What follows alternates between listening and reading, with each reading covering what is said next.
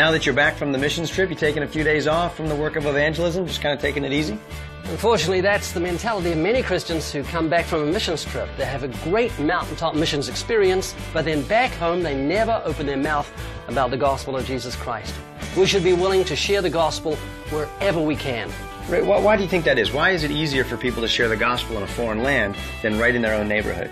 You know, I'm going to get Eddie Roman to answer that. He's our editor, producer, and he knows firsthand how easy it is to fall into that trap. I spent over 10 years working as a photographer and video producer for different missions and evangelism organizations.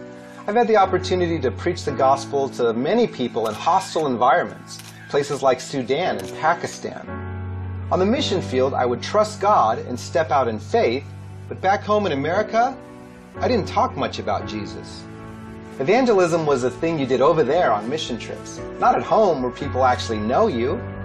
At church, I was teaching Bible studies, but when it came to talking about God with unbelievers, I was bound by fear.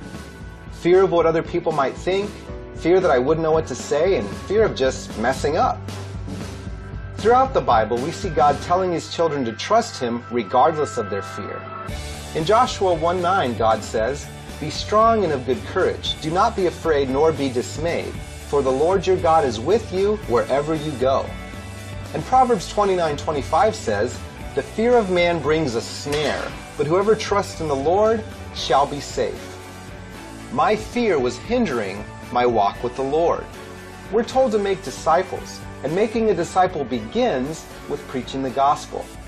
There came a point in my life when I had to ask God to forgive me of my disobedience in the area of evangelism and for just not trusting Him. By God's grace, I repented of my fear of man as well as my complacency, and since then, God has given me a new passion to reach the lost.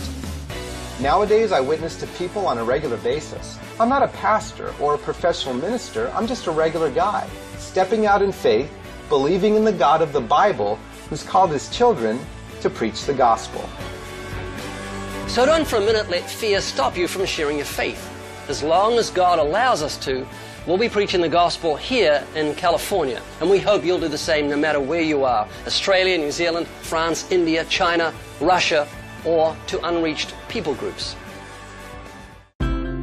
According to Dr. Bill Bright, only 2% of the contemporary church regularly share their faith with others, and many hold back because they're afraid they won't be able to defend the faith.